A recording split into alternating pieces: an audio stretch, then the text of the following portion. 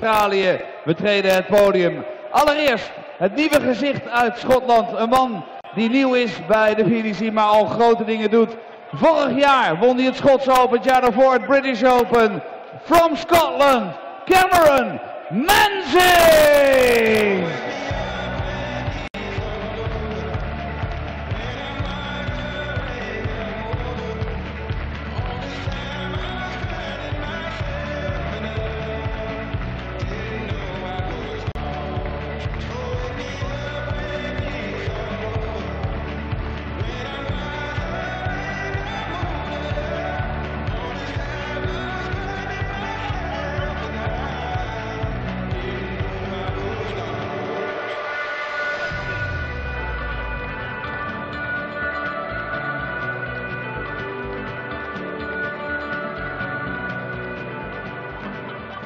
En dan zijn tegenstander, helemaal vanuit Australië, de Auckland Darts Master 2017, the original K.Anderson!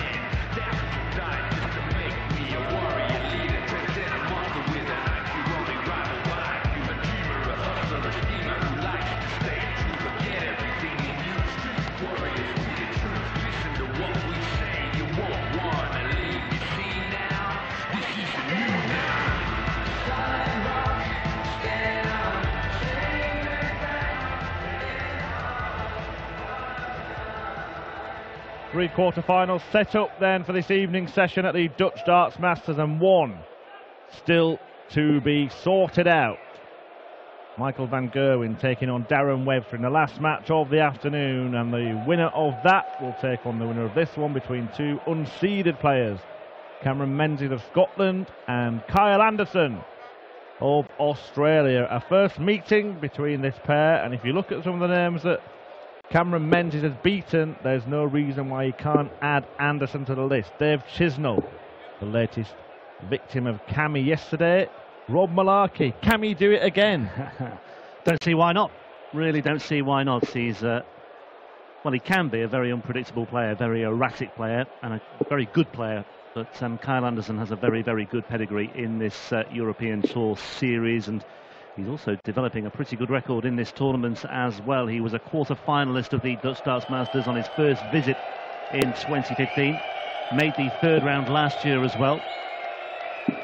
So he's now got a 7-2 record in this tournament after his 2 wins this weekend. Christian Kist in his opener and Ian White yesterday. And the man who can see off Ian White, anybody who can see off Ian White on the European Tour, has to be respected. Cameron to throw first.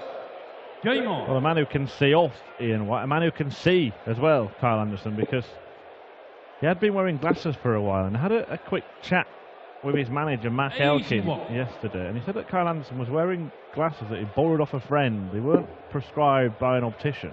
He just decided that he thought he could see better when he had these glasses on. I'm not sure that's a wise thing to do. So he's ditched them now. I wouldn't advise that, no. And he seems to be finding his range a little bit better, although that first visit didn't illustrate that point. But yeah, for Cameron Menzies, Dave Chisnell beaten yesterday. He'd seen on Kevin Munch, of course, the day before. What's going on here, K.Anderson is wondering. But ever since he started talking about eyesight, it's... Menzies had also seen off, in qualifying for this, Keegan Brown, Ted Evans and David Pallett, who reached the semi-finals of the UK Open. He's beaten the likes of Johnny Clayton this year, who's picked up a PDC title, had wins against Cristo Reyes, Jeffrey de Graaf. He's beaten a fair few top players, and he will, at the very least, give K.Anderson a good run for his money in this one. I would expect so. 100. He had chances when he played Michael van Gerwen on the European Tour. And who knows, they could meet again. Lots of darts to be played before we can start looking ahead to the prospects of a Menzies van Gerwen reunion. But 464. Menzies a man who's making strides on the Challenge Tour as well this year. He made the quarterfinals of 60. one of those Challenge Tour events fairly recently. Had a 9-dart finish as well, not too long ago. That was in qualifying, I think, for Sindelfingen. Saarbrücken, I should say. 128. PDC newcomer, doesn't hold a tour card. Made his European Tour debut at the start of this year at the European Darts Open in Leverkusen. Made the second round of that one. So he's in uncharted territory 52. here. First time he's ever been through to the third round. 52. You know, and month by month he's ticking off a few achievements on his CV as well, or certainly adding achievements to his CV. Some notable firsts for Cameron Menzies already. Only 28 years old. Still has time on his side. I say only 28. He's about a month younger than Michael van Gerwen. Or a couple of months younger. Gave it the full MVG in the background there after getting a first leg on the board in this one. They also reached the final at the Challenge Tour at the fourth event of the year. In the BDO, won the British Open in 2016, the Scottish Open last year before making the switch.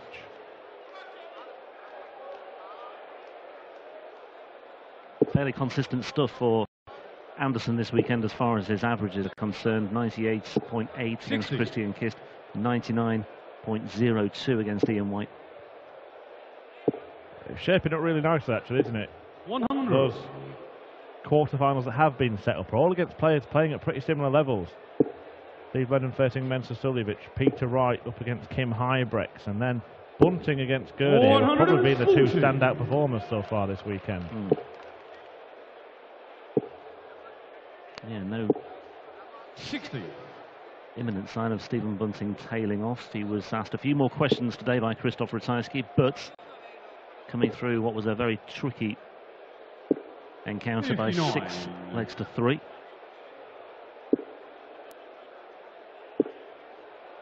Going to leave a check out. 133. And it's a better one than Kyle's left, so a chance perhaps for Cameron Menzies, although it's an outside chance. First of all, he must rely on Kyle Anderson not taking out 156. He's not going to do that. 100. When you require 132. Can still be done by landing the bull. 93. Finally require 56.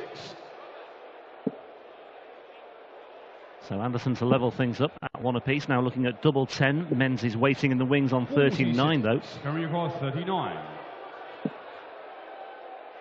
Yep. Just hesitating slightly there, not sure why, but Menzies is looking at double 16. And a memory of a goldfish there, Cameron Menzies. 39 required, throw the dart at 7 and then check what you've got left.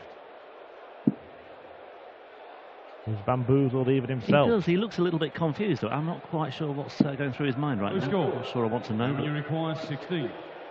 Anyway, he's got another chance somehow. And it's at double 8s. And all 3 No score. equidistant from the wire. 10. Yeah, very, very close. But Anderson gets a reprieve and he's splitting this time. And it's proved to be a wise ploy. 23 dart hold for Kyle Anderson. Getting away with that one. And he's missing plenty of darts there for a 2-0 lead, and will that come back to haunt him later on? May well do. Anderson only a couple of years older than Cameron Menzies. He's made a big impact on the PDC circuit. Been around for, what, 4 or 5 years now. Burst onto the scene, didn't he, Alexandra Palace, when he hit the 9-darter at the Worlds. Snaffling half the prize pot from Terry Jenkins, who hit one earlier in the session. 2 in 1 session. 2 9-darters in 1 session, that was, Rob. We can only, well, I just can't even bring myself to start thinking about such sort of prospects on the 140. Also had one at the European Championship, which is effectively the European Tour finals these days. An embarrassment of riches of 9 dart legs elsewhere. 94. Yeah, and we mentioned yesterday that was really a a crucial match. 23. Anderson took the game to Michael van Gerwen, but couldn't win the game. And who knows what could have come afterwards. Could win this leg, but all he needs now is double 16. 136. And we record 121. Yeah, well, that's what he thinks about that. Missed 5 darts at a double in the previous leg. 27. While he requires 16. I'm not really getting close, or too much closer, with that visit. Anderson once again looking at double 4. Now looking at double 2. 14. And he's in the madhouse. And you require 94. Yep. Decision time for Menzies. Bullseye 54. Double 6. 82. While you require No 2. margin for error here. No score. Wow. And you require 12. Long I way said inside. no wasn't it? margin for error. There is a slight margin for error as long as you miss the right side of the double, isn't there? Yeah, but it was plumb in the Shot one the third leg. and exasperated Cameron Menzies as well. Kyle to throw Winning a first. leg perhaps he shouldn't have won. Having lost a leg he should have won. If you catch my drift. Yeah, and that's typical Cameron Menzies, isn't it? Well, it sums him up 60. quite nicely, really. Should really be 3-0 to the good here, you could argue. He's not one of these kind of 100. enigmas that either turns it on or doesn't turn up at all. It goes in ebbs and flows throughout every match for Cameron Menzies.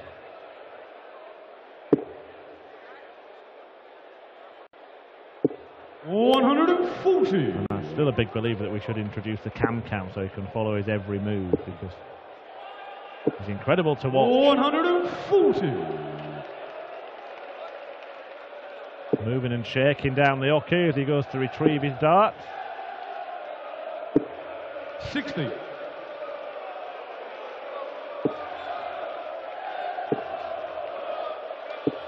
$100.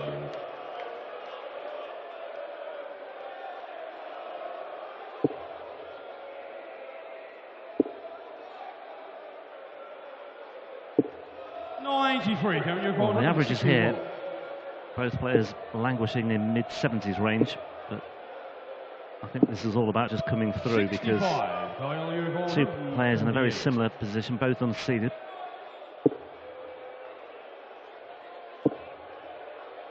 And both just a little scratchy so far. 96.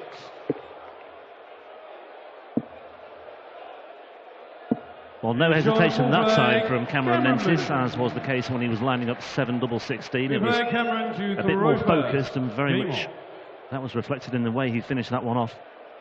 Yeah, lovely first start, really bang in the middle of the treble 20 bed, just gave him that surge, didn't it? 54. Bit of daylight now, secured by virtue of that 96 out from Cameron Menzies, and Kyle Anderson has a lot of work to do, not just in terms of clawing back the deficit, but really raising his game to somewhere that it should be. Yeah, the first start average for Kyle Anderson, we talked about this earlier on, only 17 and a bit. To be less than 20 is bizarre. Well, especially after 4 legs, it's not as if it's a one-leg anomaly. It's a fairly sustained amount of time, is that? And once again there, the first dart found just the single 20. 89. Even his third dart average hasn't picked up sufficiently. 60.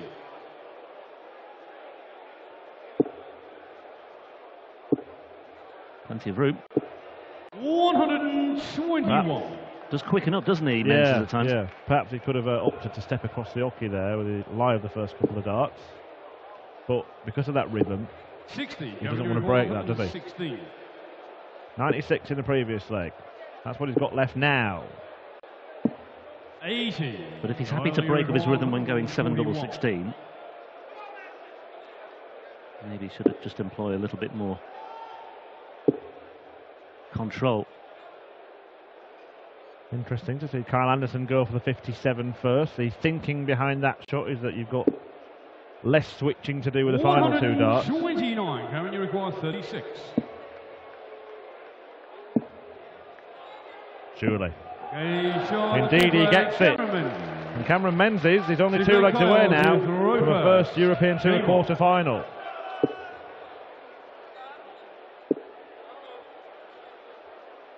he does it, he's going to spoil the symmetry, isn't he? Because we would have had a situation, or might still have a situation, if K.Anderson can overhaul 60. Cammy here, that we'd have 8 different nationalities in tonight's session. Yeah, we could have. A lot of work to do, but K.Anderson wouldn't have to up his game by much, because actually Cameron Menzies is playing at a similar standard.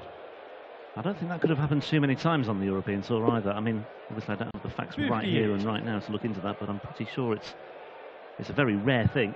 Yep, it would require K.Anderson to win this and Michael van Gerwen to beat Darren Webster. 80.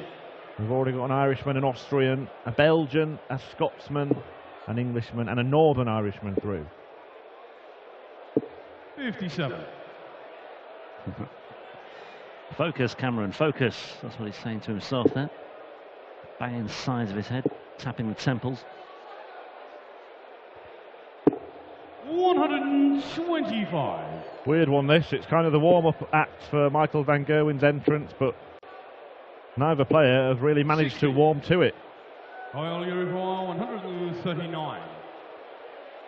Yeah, the schedulers today just giving Michael van Gerwen the last billing of the afternoon and the last billing of the quarterfinals, should he get through. 99. Just to build up the tension in the crowd here. Around about 4,000 at the IJsselhalle.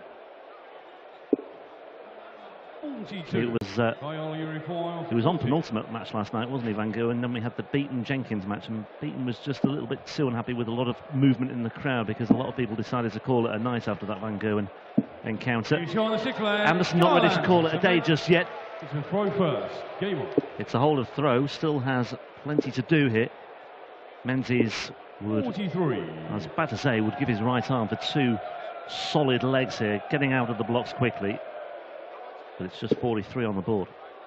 And once again, no trouble with the first dart for K.Anderson. The first dart average has picked up just a little bit now. Yeah, still in a position where things could change here for K.Anderson. Especially if he can win this particular leg, because if Menzies does, Kyle would of course have to reel off 4 on the spin to win. But if he can keep him 2 away from the finishing line, 60. and he can deny Cameron the chance perhaps for match start. 60.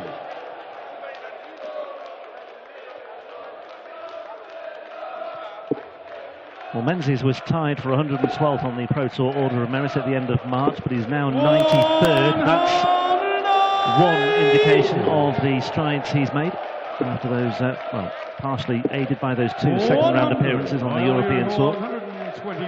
He could make even further strides this weekend. But K.Anderson, handily placed here. 81. Yeah, and as you pointed out earlier, that's without playing on the majority of the floor events, because he's playing his trade on the Challenge Tour. Although he will get chances as he's highly ranked on that Order of Merit, and 40. as players opt not to play in the Pro Tour events, Challenge Tour Order of Merit leaders fill the spots, and Anderson hits the spot. And there's the break, and this will be a very, very different source of examination for Cameron Menzies now. Led 4-1, was looking good, would have been well aware of Anderson's capabilities and certainly well aware of his ability to fight back and claw his way back into contention. That's exactly what he's done now, and there's a very different pressure on the shoulders of Cameron Menzies as he steps up here, and he started off again with a very below par score, yet again unable to find the treble with the first 3. Well, he led 4-1, averaging in the mid-70s. He's still averaging in the mid-70s. K.Anderson has upped his game to some tune. So you see now 12 points up on the average. 140. And there would have been a strange comfort, despite finding himself 4-1 down, to know that his opponent is not playing very well, really. 49. I only require 128. There's the luxury of not needing to go the 18s route here, because 2 of those leaves double 4. 124. Well, he's in a very good place right now as K.Anderson. He still trails 4-3, but surely he will level the match here at 4 apiece, looking at double 2. because Menzies still can't apply any pressure. Even if he ends up in the madhouse here, he could afford perhaps 2 fluffed visits, if you like, and still get the job done. He is in the madhouse. And he escapes the madhouse. And we are level pegging at 4 apiece. And you have to say, on the evidence of what we've seen over the last 3 legs, especially with the upturn in fortune, with the increased averages for K.Anderson and the finishing, you suspect there is only one winner now. But 100. tides can turn, worms can turn, as we say. Matches can ebb and flow, and Menzies just needs to find something here, just to give himself that platform again. But once 60. more, it's another visit without a treble, having started well in this leg. There you see Menzies there. The 4 legs that he's won, only one of them have been won within 5 visits. And as I said, it doesn't look like he'll be visiting the venue tonight, or at least the stage anyway, because Anderson has warmed up and started to find his feet.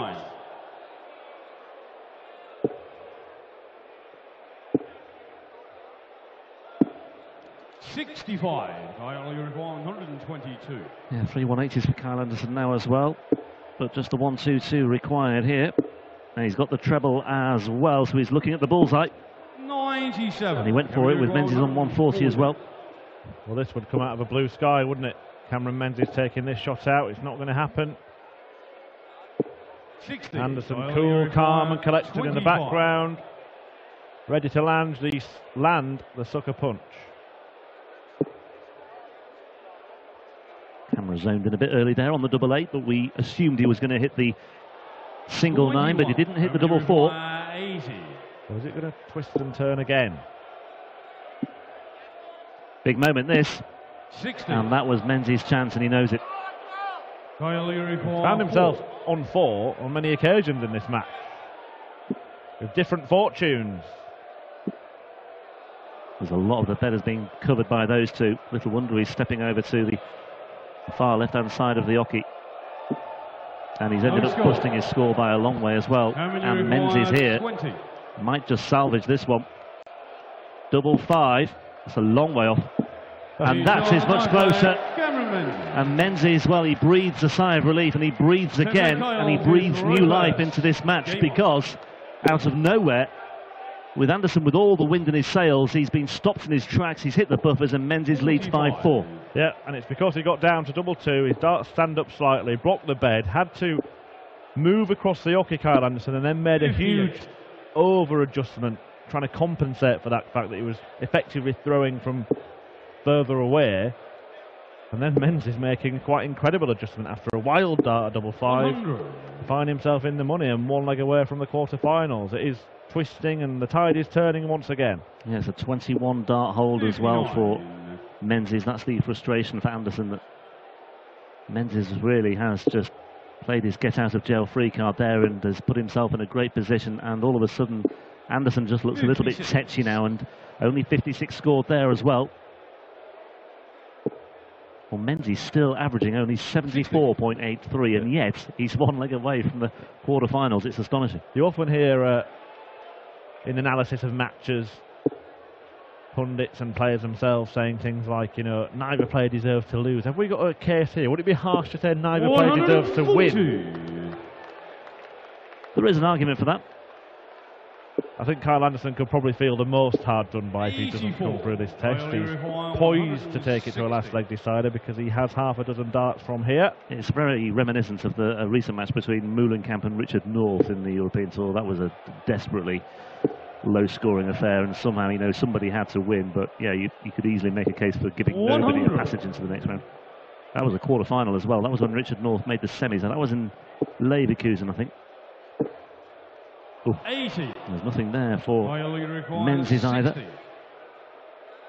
And it could have been a difference, that. Let's just see, because K.Anderson has to step across once again. This time he gets the range right. And the fight goes down to a final leg, in the 11th leg. Game on. George Noble once again presiding over a 11-leg match.